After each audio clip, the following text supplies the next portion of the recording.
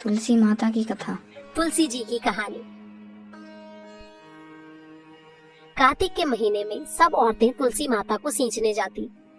सब तो सींच कर वापस आ जाते, परंतु एक बुढ़िया आती और कहती, तुलसी माता सत की दाता, मैं सींचू बिरवा तेरा, तू कर निस्तारा मेरा।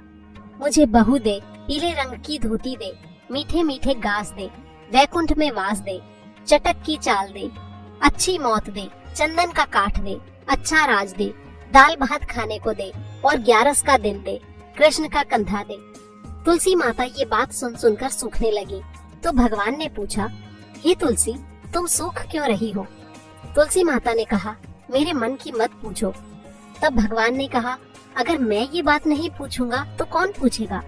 तब तुलसी माता ने कहा कि एक बुढ़िया रोज आती है और मुझसे ये बात कहकर जाती है, मैं सब बात तो पूरी कर दूंगी, लेकिन कृष्ण का कंधा कहाँ से दूंगी? तब कृष्ण भगवान बोले कि तुम चिंता मत करो, जब वो मरेगी तो मैं अपने आप कंधा दे आऊंगा, तुम बुढ़िया माई से कह देना। कुछ समय बाद बुढ़िया माई मर गई। सारे गांव वाले इकट्ठे हो गए और उसे ले जाने लगे, तो वो इतनी भारी हो गई कि किसी से भी नहीं उठी।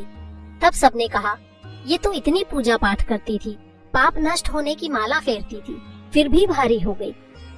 तभी बूढ़े ब्राह्मण के भेष में भगवान आए और उन्होंने पूछा कि ये कैसी भीड़ है?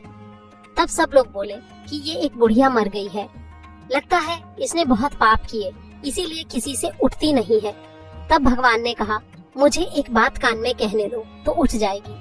भगवान ने उसके कान के पास जाकर कहा, बुढ़िया माई, अपने मन की निकाल ले, पीताम्बर की धोती ले, मीठे मीठे गास ले, वैकुंठ का वास ले, चटक की चाल ले, चंदन का काठ ले, झालर की झनकार ले, दाल भात का जीवन ले, कृष्ण का कंधा ले। ये बात सुनते ही बुढ़िया माई हल्की हो गई। भगवान अपने कंधे पर उठाकर ले गए, उसे मुक्ति मिल गई। हे तुलसी माता, जैसे उसकी मुक्ति की वैसे ही हमारी भी करना, जैसे भगवान ने उसे कंधा दिया वैसे ही हमें भी देना। पीपल पथवारी की कहानी। एक गुजरी थी, उसने अपनी बहू से कहा कि तू दूध दही बेच आया कर। वो दूध दही बेचने गई। कार्तिक का महीना था, वहाँ पर सब औरतें पीपल सींचने आती थी। वो भी वहाँ बैठ गई और औरतों से पूछने लगी कि तुम क्या कर रही हो? औरतें बोली कि हम तो पीपल पथवारी सींच रही हैं। उसने पूछा, इससे क्या होता है? औरतों ने जवाब दिया, इसे करने से अन्न धन मिलता है, वर्षों का बिछड़ा हुआ पति मिलता है। तब गुजरी ने कहा कि तुम तो पानी से सींच रही हो, मैं दूध दही से सींचूंगी। उसकी सास रोज कहती कि दूध दही बेचकर आई है तो पैसे लाकर दे। उसने कहा, जब कार्तिक का महीना पूरा हो जाएगा तब ला दूंगी। ऐसे ही करते करते कार्तिक का महीना पूरा हो गया। पूर्णिमा के दिन गुजरी पीपल पथवारी के पास धरना देकर बैठ गई। उन्होंने पूछा कि तू यहाँ क्यों पड़ी है? उसने कहा, मेरी सास दूध दही के पैसे मांगेगी, लेकिन मेरे पास पैसे नहीं है। पीपल ने कहा, मेरे पास पैसे नहीं है, ये फूल पत्ते कंकर पत्थर पड़े हैं, ये ले जा और इन्हें गुल्लक में रख दे। जब सास ने पूछा, बहू पैसे लाई है? तो गुजरी ने कहा, मैंने पैसे गुल्लक में रख दिए हैं। जब सास ने गुल्लक खोलकर देखा तो देखती ही रह गई, उसमें हीरे मोती जगमगा रहे थे। सास बोली, बहू इतना पैसा कहाँ से लाई? बहू ने आकर देखा तो गुल्लक धन से भरी हुई थी। तब गुजरी ने कहा, सासू जी, मैंने तो 1 महीना दूध दही से पीपल पथवारी सींचा था, और जब मैंने उनसे धन मांगा तो उन्होंने मुझे फूल पत्ते कंकर पत्थर दिए थे, जो मैंने गुल्लक में रख दिए थे। वे सब तो हीरे मोती बन गए। तब सासू जी ने कहा कि अब की बार मैं भी पथवारी सींचूंगी। अब सासू क्या करती, दूध दही तो बेच आती और हांडी धोकर पीपल पथवारी में डाल आती। फिर बहू से कहती कि मुझसे पैसे मांग। बहू ने कहा कि कभी बहू भी सास से पैसे मांगती है? तो सास बोली कि नहीं, तुझे मांगने पड़ेंगे, तू मुझसे पैसे मांग। बहू ने सास से दूध दही के पैसे मांगे। तब सासू पीपल पथवारी के पास जाकर धरना देकर बैठ गई। उन्होंने उसे भी वही फूल पत्ते कंकर पत्थर दे दिए और कहा, जाकर इन्हें गुल्लक में रख दे। जब बहू ने उसे खोलकर देखा तो उसमें कीड़े मकोड़े किलबिला रहे थे। बहू ने सास से कहा, ये क्या है? तब सास देखकर गुस्से से बोली कि पीपल पथवारी ने तो दुभात की, उन्होंने तुझे तो धन दिया और मुझे कीड़े मकोड़े दिए। तब सब बोले कि बहू तो सत्य से सींचती थी और सासू धन की भूख से सींचती थी। इसलिए हे पथवारी माता, जैसा बहू को दिया वैसा सबको देना, जैसा सास को दिया वैसा किसी को मत देना। इल्ली घुनिए की कहानी। एक इल्ली थी और एक घुन था। इल्ली ने कहा, चल घुन, हम दोनों कार्तिक नहाते हैं। तब घुन बोला, तू तो गिरी छुहारों में लगती है, तुझ में तो बहुत ताकत है, इसलिए तू ही नहा ले। मैं तो मोठ बाजरे में लगता हूँ, मैं तो नहीं नहाऊंगा। मैं तो हरे हरे बाजरे का सिट्टा खाऊंगा और ठंडा ठंडा पानी पीऊंगा। तब इल्ली तो राजा की लड़की के पल्ले लगकर नहा लेती और घुन नहीं नहाता। कार्तिक उतरते की पुन्नियों को दोनों मर गए। कार्तिक नहाने के कारण बाद में इल्ली ने राजा के घर जन्म लिया और घुन उसी राजा के घर मेंढा बना। जब बेटी के विवाह का समय आया और बेटी ससुराल जाने के लिए विदा होने लगी तो उसकी बैलगाड़ी रुक गई। राजा रानी बोले कि बेटी, तूने बैलगाड़ी क्यों रोकी? तुझे जो चाहिए वो मांग ले। तब लड़की बोली कि मुझे ये मेंढा चाहिए। वो बोले, ये क्या मांगा? तू जितना धन दौलत तुझे चाहिए ले जा, लेकिन ये मेंढा लेकर क्या करेगी? लेकिन वो नहीं मानी और बोली, मुझे तो यही मेंढा चाहिए। तब उन्होंने उसके रथ के पीछे उसे बांध दिया और वो कूदता कूदता रथ के पीछे चला गया। जब रानी महल में जाने लगी तो उसने सीढ़ियों के नीचे मेंढे को बांध दिया। अब जब भी रानी सीढ़ी उतरती तो मेंढा कहता, ओ सुंदरी, मुझे थोड़ा पानी पिला दो। तब रानी कहती, जब मैं तुझे नहाने को कहती थी तो तू कहता था मैं तो बाजरा खाऊंगा और ठंडा ठंडा पानी पीऊंगा। एक दिन रानी की दौरानी जेठानियों ने रानी को ऐसे बात करते देखा तो उन्होंने अपने देवर को सिखा दिया कि तू ये कैसी जादूगरनी रानी लाया है। इंसानों से तो सब लोग बात करते हैं, ये जानवरों से बात करती है। राजा बोला कि मैं कानों से सुनी बात नहीं मानता, अपनी आँखों से देखकर ही मानूंगा। अगले दिन वो छुपकर वहाँ बैठ गया और उसने देखा रानी जब महल से नीचे उतरी तो मेंढे ने फिर से वही बात बोली और रानी ने भी फिर से वही जवाब दिया। वो अपनी तलवार निकालकर खड़ा हो गया और बोला कि तू इस जानवर से क्या बात कर रही है, सारी बात बता, नहीं तो अभी तुझे तलवार से मार डालूंगा।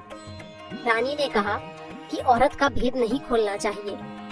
तब राजा ने कहा, मैं कुछ नहीं जानता, मुझे तो जो बात है वो पता करनी है।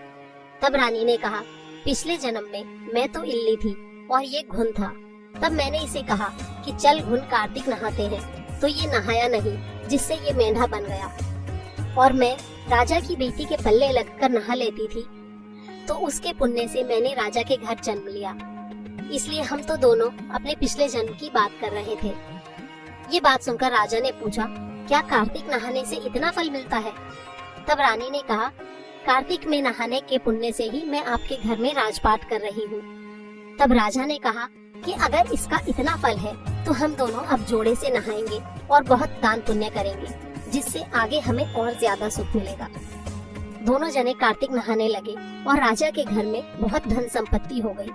हे कार्तिक महाराज, जैसा इल्ली को सुख दिया वैसा सबको देना, जैसा घुन को दिया वैसा किसी को मत देना। लपसी तपसी की कहानी। एक लपसी था, एक तपसी था। तपसी तो भगवान की तपस्या करता था और लपसी सवा सेर की लापसी बनाकर भगवान का भोग लगाता और घंटी बजाकर जीम लेता था। एक दिन दोनों लड़ने लगे। लपसी बोला, मैं बड़ा हूँ, और तपसी बोला कि मैं बड़ा हूँ। तभी वहाँ नारद जी आए और उनसे पूछने लगे कि तुम क्यों लड़ रहे हो? तब लपसी ने कहा कि मैं बड़ा हूँ और तपसी ने कहा मैं बड़ा हूँ। तपसी बोला, मैं सारे दिन भगवान की पूजा करता हूँ। नारद जी बोले कि मैं तुम्हारा फैसला कर दूंगा। अगले दिन तपसी जब नहाकर वापस आ रहा था तो नारद जी ने 1.25 करोड़ की अंगूठी उसके आगे फेंक दी। उसने आंख खोलकर देखा तो 1.25 करोड़ की अंगूठी पड़ी है। उसने वो अंगूठी उठाकर अपने घुटने के नीचे दबा ली और तपस्या करने लगा। लपसी सुबह उठा, नहाकर 1.25 सेर की लापसी बनाई, भगवान को भोग लगाकर घंटी बजाकर जीमने लगा। इतने में नारद जी आए और दोनों को बिठाया। तब दोनों बोले कि महाराज अब बताइए हम में से कौन बड़ा है? तब तपसी ने फिर कहा कि मैं बड़ा हूँ। नारद जी बोले, तू अपना घुटना उठा। घुटना उठाया तो उसके नीचे से 1.25 करोड़ की अंगूठी निकली। तब नारद जी बोले, तूने ये अंगूठी चुराई है, इसलिए तेरी तपस्या भंग हो गई, इसलिए लपसी बड़ा है। तब तपसी बोला कि महाराज, मेरी तपस्या का फल कैसे मिलेगा? तब नारद जी बोले, तेरी तपस्या का फल कार्तिक नहाने वाली देंगी। वो बोला, कार्तिक नहाने वाली कैसे देंगी? तब नारद जी बोले कि सबकी कहानी कहकर तेरी कहानी नहीं कहेंगी तो कार्तिक का फल तुझे मिल जाएगा। धोती देकर अंगोछा नहीं देगी तो उसका फल तुझे मिल जाएगा। सीधा देकर दक्षिणा नहीं दे, ब्राह्मण जिमाकर दक्षिणा नहीं देवे तो उसका फल तुझे हो जाएगा। दीवा चास के हाथ न जोड़े तो उसका फल तुझे मिल जाएगा। दाहिने हाथ से नाड़ा बांधे तो उसका फल तुझे हो जाएगा। इतना कहकर नारद जी चले गए। लपसी बड़ा हो गया।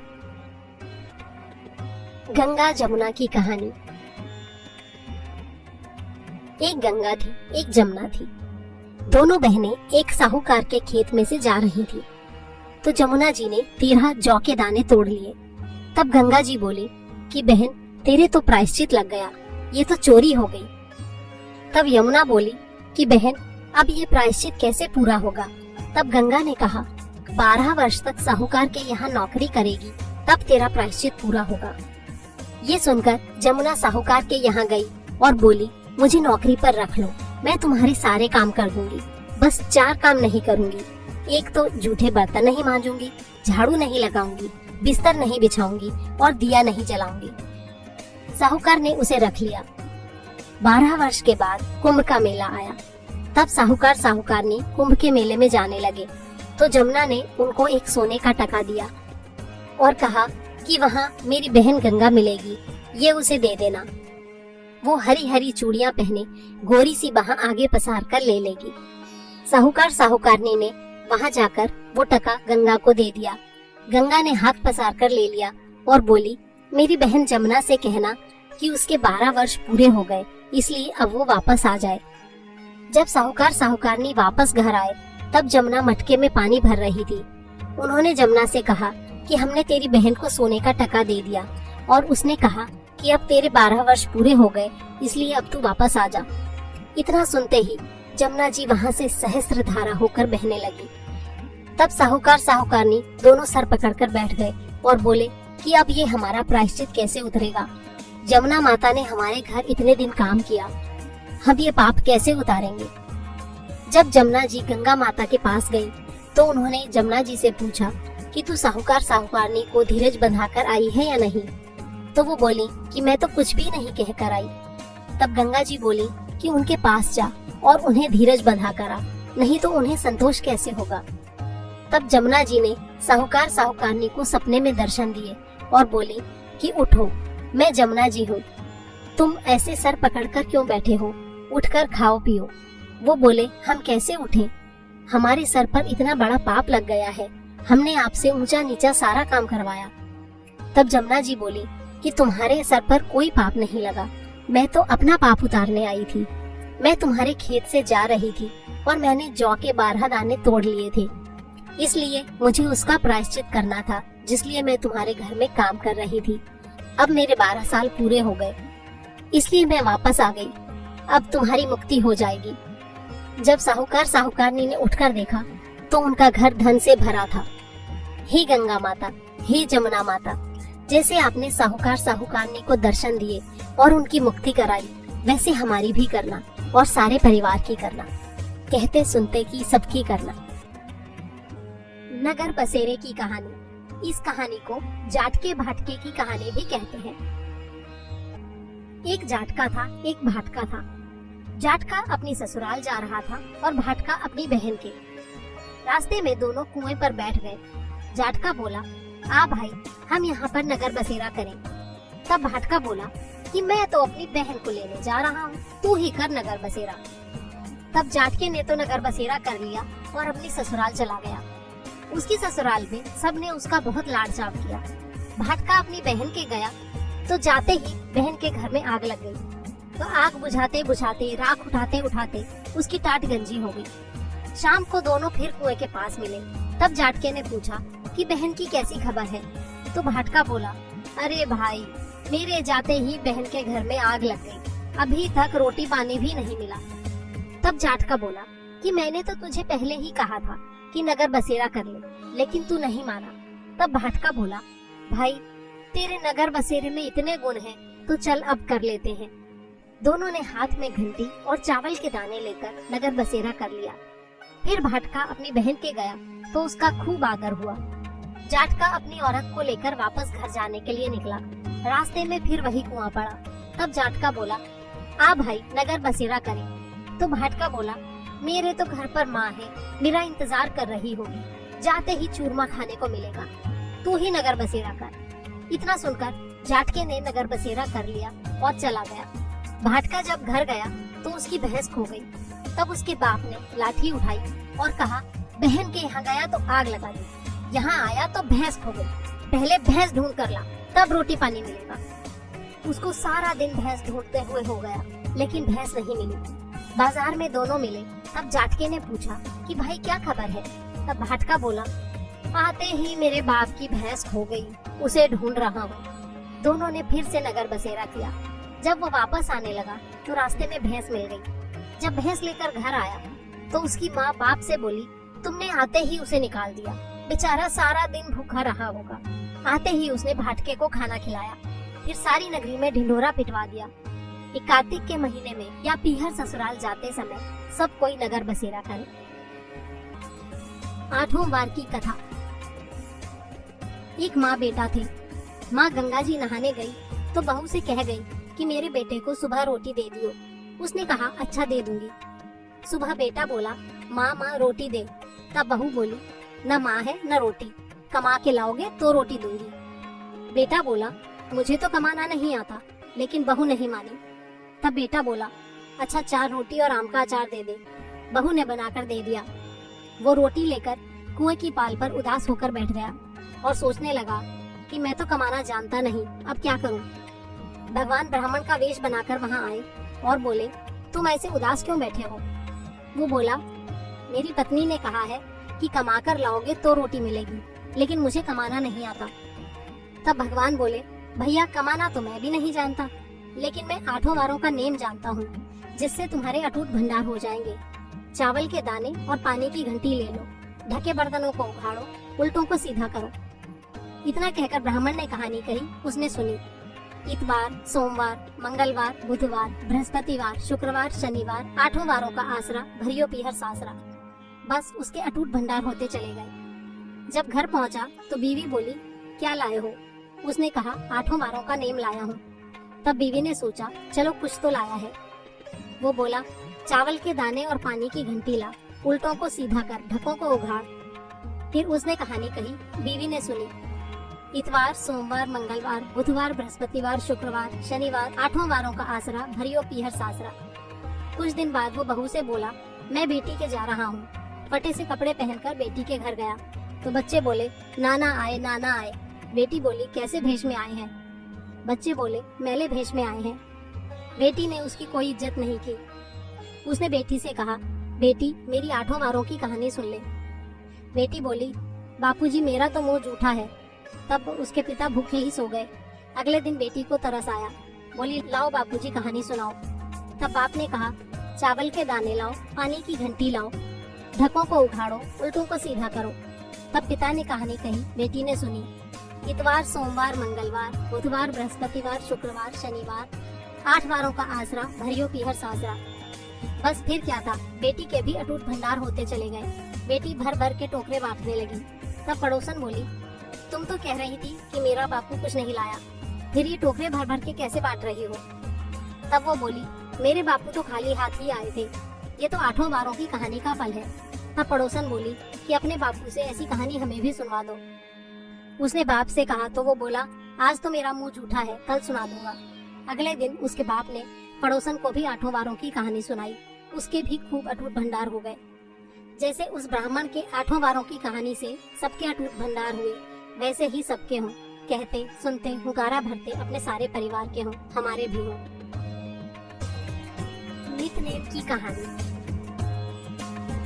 एक छोटी सी लड़की नितनेम की पूजा करती थी। एक दिन उसकी भाभी बोली, काम की ना धाम की, सारे दिन नितनेम करती रहती है। तब लड़की एक टांग पर खड़ी होकर बोली, हे नितनेम बाबा, अगर मैं सच्चे मन से तुम्हारा ध्यान करती हूँ तो सोने की मूर्ति बनकर आले में विराजमान हो जाऊँ। भगवान का सिंहासन डोल गया। छोटी सी लड़की तप कर रही है। नितनेम बाबा सोने की मूर्ति बनकर आले में विराजमान हो गए। जब लड़की ने आंखें खोली तो देखा सोने की मूर्ति बनकर आले में रखी है। उसने आवाज लगाकर कहा, भाभी देख लो, माँ देख लो, यही है मेरे नितनेम बाबा। अब माँ और भाभी भी दोनों नितनेम बाबा का ध्यान करने लगे। हे नितनेम बाबा, जैसे उस छोटी लड़की का सत रखा वैसे सबका रखना, कहते सुनते हुकारा भरते अपने सारे परिवार का रखना, हमारा भी रखना। कार्तिक की कहानी। एक बुढ़िया माई कार्तिक का व्रत रखा करती थी। कृष्ण भगवान रोज उसके लिए खिचड़ी का कटोरा रख जाते और बुढ़िया व्रत खोल लेती। उसकी पड़ोसने ये देखकर जलती थी कि इसका कोई नहीं है, फिर भी इसे रोज खिचड़ी खाने के लिए मिल जाती है। एक दिन बुढ़िया कार्तिक नहाने गंगा जी गई थी। भगवान आए और खिचड़ी का बेला मकान में रख गए। पड़ोसन ने खिचड़ी का बेला उठाकर मकान के पिछवाड़े में फेंक दिया। बुढ़िया आई तो उसे खिचड़ी का बेला कहीं नहीं मिला। वो भूखी रही और कहने लगी, कहाँ गई मेरी खिचड़ी, कहाँ गया मेरा बेला। पिछवाड़े में उस खिचड़ी के 2 फूल बन गए। राजा आया और उन फूलों को तोड़कर ले गया। रानी ने जब वो फूल सूंघे तो उसे गर्भ रह गया। राजा रानी के कोई संतान नहीं थी। उन फूलों को सूंघने से रानी के 2 लड़के हुए। धीरे धीरे लड़के बड़े होने लगे, पर वो दोनों किसी से बोलते नहीं थे। जब वो दोनों शिकार खेलने जाते तो रास्ते में बुढ़िया मिलती। बुढ़िया कहती, कहाँ गई मेरी खिचड़ी, कहाँ गया मेरा बेला। तब लड़के जवाब देते, हम ही तेरी खिचड़ी, हम ही तेरा बेला। जब भी लड़के शिकार खेलने जाते और बुढ़िया ये कहती तो लड़के वही जवाब देते। जब राजा को ये बात पता चली तो उसने बुढ़िया को बुलाया और कहा कि ये दोनों लड़के हमसे तो बोलते नहीं, तुझसे कैसे बोलते हैं। बुढ़िया ने कहा, मुझे इस बात का नहीं पता, लेकिन मैं कार्तिक का व्रत करती थी तो कृष्ण भगवान रोज मुझे खिचड़ी देकर जाते थे। एक दिन मुझे खिचड़ी नहीं मिली। जब मैं कहने लगी कि कहाँ गई मेरी खिचड़ी, कहाँ गया मेरा बेला, तब लड़के बोले कि तुम्हारी पड़ोसन ने खिचड़ी फेंक दी थी तो उसके फूल बन गए। फूल राजा तोड़कर ले गया, उससे हम लड़के हो गए। हमें तो भगवान ने इस बुढ़िया के लिए ही भेजा है। तब राजा ने बुढ़िया को अपने महल में ही रख लिया। हे कार्तिक के राय दामोदर, जैसे आपने उस बुढ़िया को दिया वैसे सबको देना, कहते सुनते हुकारा भरते अपने पूरे परिवार को देना, हमें भी देना। तारा भोजन की कथा। एक राजा की लड़की तारा भोजन करती थी। उसने अपने पिताजी से कहा, पिताजी मुझे 9 लाख तारे बनवा दो, मैं दान करूंगी। राजा ने सुनार को बुलाया और बोला, मेरी बेटी तारा भोजन करती है, तुम 9 लाख सोने के तारे बना दो। ये बात सुनकर सुनार सूखने लगा। तब उसकी पत्नी ने पूछा कि तुम इतने उदास क्यों हो। उसने कहा, राजा ने 9 लाख तारे बनाने के लिए कहा है, लेकिन मैं कैसे बनाऊं, मुझे तारे बनाने नहीं आते। राजा अगर नाराज हो गया तो मुझे कोल्हू में पिलवा देगा। तब सुनारी ने कहा, इसमें परेशान होने की क्या बात है, गोल सा पतरा काट के उसकी कलियां काट देना, राजा ले जाएगा। सुनार ने ऐसा ही किया। राजा तारे ले गया। राजा की लड़की ने 9 लाख तारे और बहुत सा दान दिया। भगवान का सिंहासन डोलने लगा। उन्होंने कहा, कौन इतना नेम व्रत कर रहा है। 3 कूट देखा तो कोई नहीं था। चौथे कूट देखा तो राजा की लड़की तारा भोजन कर रही है। भगवान ने कहा, उसे ले आओ, उसने व्रत किए हैं। भगवान के दूतों ने कहा, चलो तुम्हें भगवान ने बुलाया है। उसने कहा, मैं ऐसे नहीं जाऊंगी, मैं तो सारी प्रजा को, उस सुनार को जिसने मेरे लिए तारे बनाए, जिसने कहानी सुनी, सबको लेकर जाऊंगी। तब दूत बड़ा विमान लेकर आए और बोले, चलो। वो बोली, हाँ अब मैं चलूंगी। जब सब विमान में बैठकर जाने लगे तो रास्ते में उसे अभिमान हो गया, मैं तारा भोजन व्रत नहीं करती तो सबको स्वर्ग कैसे मिलता। ये देखकर दूत ने उसे विमान से नीचे उतार दिया कि तुम्हें अभिमान हो गया है, इसलिए तुम स्वर्ग नहीं जा सकते। दूत जब भगवान के पास पहुँचे तो भगवान ने कहा, इन सब में तारा भोजन करने वाली कौन सी है। वे बोले, प्रभु उसने अभिमान किया इसलिए हम उसे छोड़ आए। भगवान बोले, नहीं नहीं, उसे लेकर आओ, लड़की ने 7 बार क्षमा मांग ली है। हे भगवान, जैसे राजा की लड़की को स्वर्ग दिया वैसे सबको देना, कहते सुनते हुकारा भरते अपने सारे परिवार को देना, हमें भी देना। धर्मराज की कहानी। एक बुढ़िया माई थी, वो बहुत व्रत नियम रखती थी। एक दिन भगवान के घर से यमदूत उसे लेने के लिए आए। बुढ़िया माई यमदूत के साथ चल पड़ी। आगे गहरी नदी बह रही थी। बुढ़िया माई डूबने लगी। तब यमराज ने पूछा, माई गाय दान की हुई है क्या? तब बुढ़िया माई ने मन ही मन गाय माता का ध्यान किया तो गाय माता वहाँ हाजिर हो गई। गाय की पूंछ पकड़कर बुढ़िया माई नदी पार हो गई। थोड़ा आगे गए तो काले कुत्ते उसे खाने को दौड़े। तब यमराज ने पूछा, कुत्ते को रोटी दी है क्या? तब बुढ़िया माई ने मन में कुत्ते का ध्यान किया तो कुत्ते वापस चले गए। आगे चली तो काले कौवे बुढ़िया माई को चोंच मारने लगे। तब यमराज जी ने कहा कि ब्राह्मण की बेटी को सिर में तेल लगाने को दिया है कि नहीं। बुढ़िया माई ने ब्राह्मण की बेटी को याद किया तो कौवे ने चोंच मारना छोड़ दिया। आगे गई तो पैरों में कांटे चुभने लगे। तब यमराज जी ने कहा, चप्पल दान की है क्या? बुढ़िया माई ने याद किया तो चप्पल पैरों में आ गई। आगे चली तो चित्रगुप्त जी ने यमराज से कहा, आप किसको ले आए हो? तब यमराज जी ने कहा कि बुढ़िया माई ने दान पुण्य तो बहुत किया है लेकिन धर्मराज जी का कुछ नहीं किया, इसलिए आगे के द्वार बंद है। तब बुढ़िया माई बोली कि मुझे 7 दिनों के लिए धरती पर वापस जाने की आज्ञा दे दो।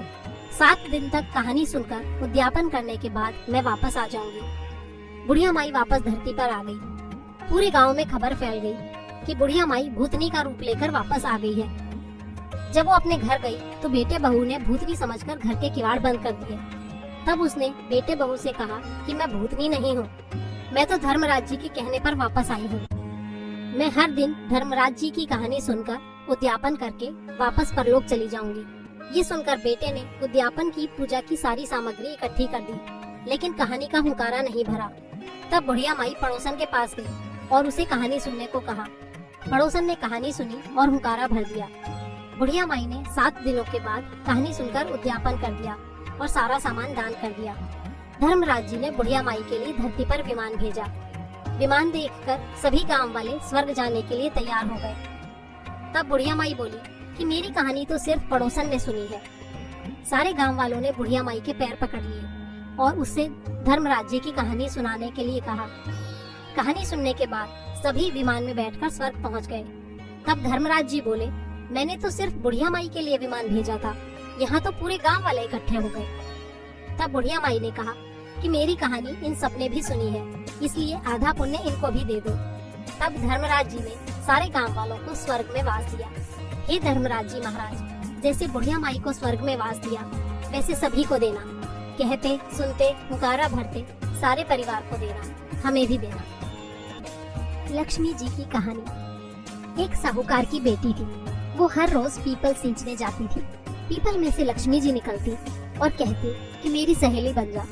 एक दिन लड़की ने कहा, मैं अपने पिताजी से पूछकर कल बताऊंगी। घर जाकर उसने पिता को सारी बात कही तो पिताजी बोले, वो तो लक्ष्मी जी है, हमें और क्या चाहिए, सहेली बन जा। दूसरे दिन लड़की जब फिर गई तो लक्ष्मी जी निकलकर बोली कि मेरी सहेली बन जा। तो लड़की ने कहा, ठीक है, बन जाऊंगी। दोनों सहेली बन गई। लक्ष्मी जी ने उसे अपने घर खाने पर आने के लिए न्योता दिया। घर आकर लड़की ने बाप से कहा कि मेरी सहेली ने मुझे खाने का न्योता दिया है। तब बाप बोला, सहेली के जीमने जाइयो, अपना घर संभाल कर जाइयो, लेकिन कोई बात नहीं, चली जा। जब वो लक्ष्मी जी के यहाँ जीमने गई तो लक्ष्मी जी ने उसे शाल दुशाले ओढ़ने के लिए दिए, परखने के लिए रुपए दिए, सोने की चौकी, सोने की थाली में 36 प्रकार का भोजन कराया। जब वो जीम कर जाने लगी तो लक्ष्मी जी ने उसका पल्ला पकड़ लिया और बोली, सखी, मैं भी तेरे घर जीमने आऊंगी। उसने कहा, ठीक है, आ जाना। घर आकर वो उदास होकर बैठ गई। तब उसके बाप ने पूछा, बेटी, लक्ष्मी जी के यहाँ तो जीम कर आई है और उदास क्यों बैठी है? तो उसने कहा, पिताजी, लक्ष्मी जी ने मुझे इतना सब कुछ दिया, इतनी तरह का भोजन कराया, लेकिन मैं उन्हें कैसे जिमाऊंगी? हमारे घर में तो कुछ भी नहीं है।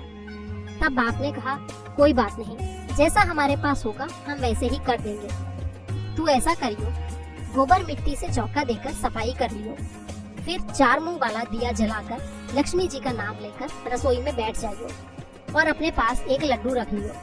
लड़की ने वैसा ही किया। उसी समय वहाँ की रानी अपने महल में नहा रही थी। एक चील उसका 9 लखा हार उठाकर ले गई। लड़की के पास रखा लड्डू देखकर वो लड्डू तो उठाकर ले गई और हार वहीं छोड़ गई। लड़की हार को तोड़कर उसका एक टुकड़ा लेकर बाजार में गई और दुकानदार को बोली कि मुझे सब सामान दे दो। तब सुनार ने पूछा कि क्या क्या चाहिए। उसने कहा, सोने की चौकी दो, सोने का थाल दो, शॉल दुशाले दो, मोहर दो और 36 प्रकार का भोजन बन जाए, इतनी सामग्री दो। दुकानदार ने उसे सारी चीजें दे दी। घर आकर उसने बहुत सी तैयारी की और बहुत सा भोजन बनाया। फिर गणेश जी से कहा कि लक्ष्मी जी को बुलाओ। तब आगे आगे गणेश जी और पीछे पीछे लक्ष्मी जी आई। उसने चौकी रख दी और कहा, सखी चौकी पर बैठो। तब लक्ष्मी जी ने कहा, चौकी पर तो राजा रानी के भी नहीं बैठी, किसी के यहाँ भी नहीं बैठी। तब सहेली ने कहा, मेरे यहाँ तो बैठना पड़ेगा। मेरे माँ बाप, भाई भतीजे, मेरे पोते बहुएं क्या जानेंगे, मेरे अड़ोसी पड़ोसी क्या जानेंगे कि मैं लक्ष्मी जी की सहेली बनी थी। 28 पीढ़ियों तक यहीं रहना पड़ेगा। तब लक्ष्मी जी उसकी चौकी पर बैठ गई। तब उसने उनकी बहुत खातिर की। जैसे लक्ष्मी जी ने उसे जिमाया था वैसे ही उसने जिमाया। तब लक्ष्मी जी उस पर खुश हो गई और उसके घर में अन्न धन का भंडार हो गया। तब साहूकार की बेटी ने कहा कि मैं बाहर जाकर आती हूँ, जब तक मैं आऊँ नहीं तब तक तुम यहीं रहना। इतना कहकर वो बाहर चली गई। फिर वो वापस आई नहीं और लक्ष्मी जी गई नहीं। उसके घर में धन दौलत का अटूट भंडार हो गया। हे लक्ष्मी मैया, जैसा तुमने साहूकार की बेटी को दिया वैसा सबको देना। कहते सुनते, हुंकारा भरते अपने सारे परिवार को देना, हमें भी देना। पीहर में, ससुराल में, बेटों पोतों को, पूरे परिवार को सबको देना। हे लक्ष्मी माता, सबका दुख दूर करना, दरिद्रता दूर करना, सबकी मनोकामना पूरी करना। आंवला नौमी की कहानी। एक आंवलिया राजा था। वो रोज 1 मन सोने के आंवले दान करके उसके बाद ही खाना खाता था। एक दिन उसके बेटे बहुओं ने सोचा कि अगर ये रोज इतने आंवले का दान करेंगे तो हमारा तो सारा धन खत्म हो जाएगा, इसलिए इनका दान देना बंद कर देना चाहिए। बेटा आया और राजा से बोला कि आप तो ऐसे सारा धन लुटा दोगे, इसलिए आज से आप आंवले का दान नहीं करोगे। तब राजा और रानी दुखी होकर उजाड़ जंगल में जाकर बैठ गए। वो आंवलों का दान नहीं कर सके, इसलिए उन्होंने कुछ भी खाया पिया नहीं। तब भगवान ने सोचा कि अगर मैंने इनका सत नहीं रखा तो दुनिया में मुझे कोई नहीं मानेगा। भगवान ने सपने में उसे दर्शन दिए और कहा कि तुम उठो, तुम्हारी पहले जैसी रसोई हो गई है और आंवले का पेड़ लगा है, तुम दान करो और जीव लो। जब राजा रानी ने उठकर देखा तो उनका पहले जैसा ही राजपाट हो गया था और सोने के आंवले पेड़ पर लगे थे।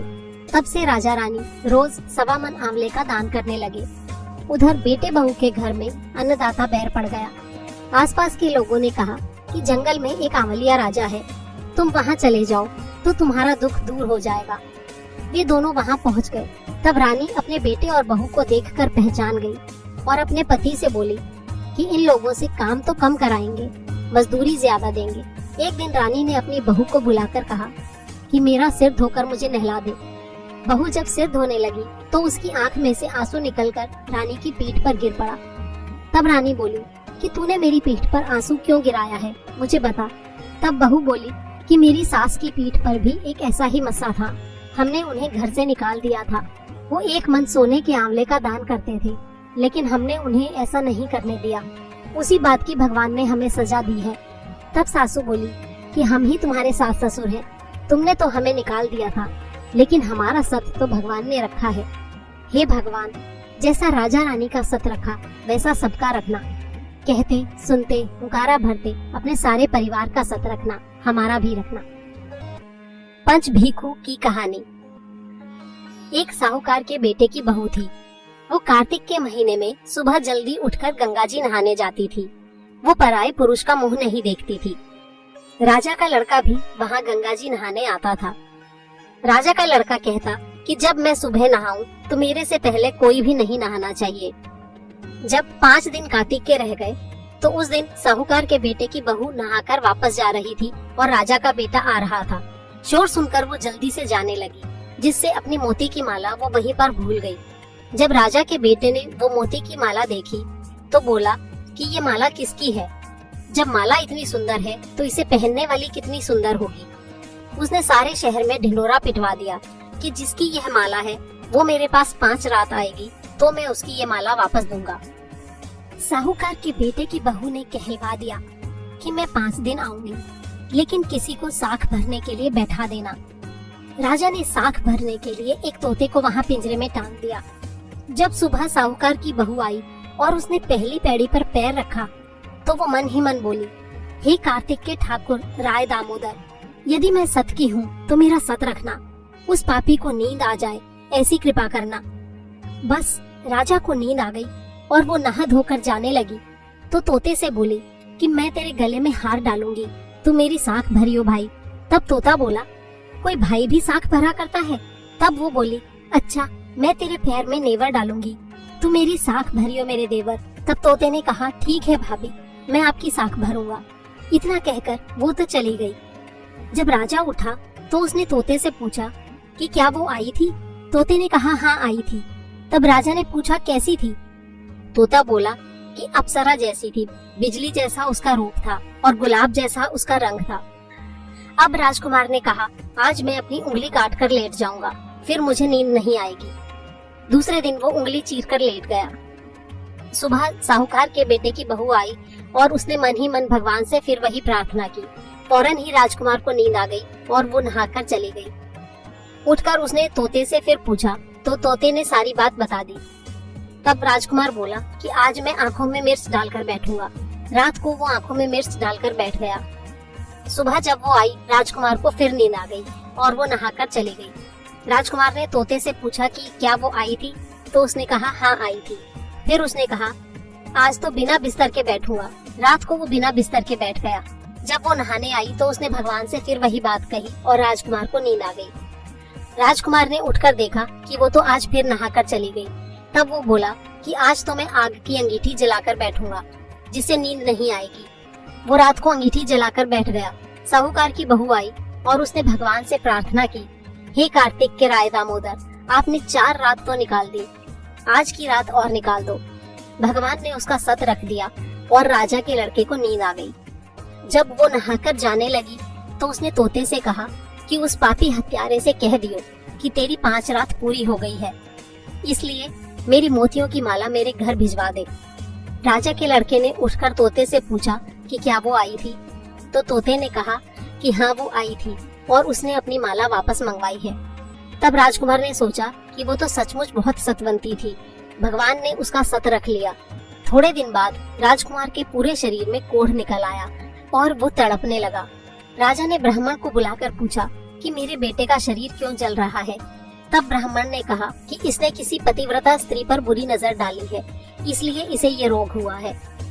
तब राजा ने पूछा कि अब ये ठीक कैसे होगा? ब्राह्मण ने कहा, उस साहूकार की बहू को अपनी धर्म की बहन बनाए और उसके नहाए हुए पानी से नहाए तो इसका कोढ़ ठीक हो जाएगा। राजा उसकी माला लेकर घर गया और साहूकार से बोला कि ये माला आपकी बहू की है, इसे वापस ले लो और उसके नहाए हुए जल से मेरे बेटे को नहला दो। तब साहूकार ने कहा कि वो तो किसी पराये पुरुष का मुंह भी नहीं देखती, इस नाली के नीचे राजकुमार को बैठा दो, जब वो नहाएगी तो उसके ऊपर पानी गिर जाएगा। राजकुमार नाली के नीचे बैठ गया और जब वो उसके नहाए हुए पानी से नहाया तो उसकी काया फिर से चंदन जैसी हो गई। हे पच भीखु देवता, जैसा आपने साहूकार की बहू का सत रखा वैसा सबका रखना, कहते सुनते उगारा भरते अपने सारे परिवार का रखना।